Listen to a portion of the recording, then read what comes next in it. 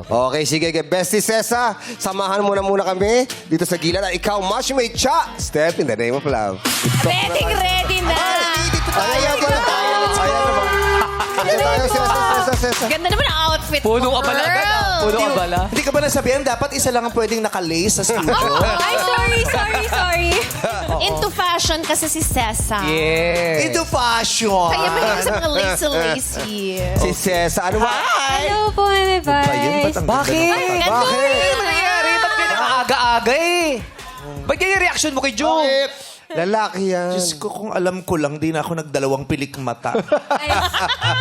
Nagdalawa pa akong patong, di ko rin mamahabol ito.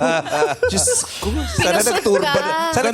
Sana nagturban na lang ako, girl. Ganda mo kaya. Alam mo, lalaki yan. Ha? Apelido niya Montano. Ito, Cesa. Cesa. Kilala ko yan. Sino yan? Oo. Sino diba? yan? Batchmates ko yan. Sabay tayo nagpatuloy nung sabi. Oo. Cesa. Si Julio yan. Julio Cesa. Sana Ginulius mo malang, hindi Julio. Sino si Julio Tagalog Cesa? eh. Hindi, ang ganda mo nga, girl. Oo. Meron kang dulot na pika sa akin. Dahil Napika mo ako, ibig sabihin ng ganda Oo, mo. kaya congrats sa'yo, Cesa, na-achieve mo. Yes. Dalawa lang ang nakakapik sa akin. Nakakapika sa akin. Sino? Maganda. At saka si Jackie.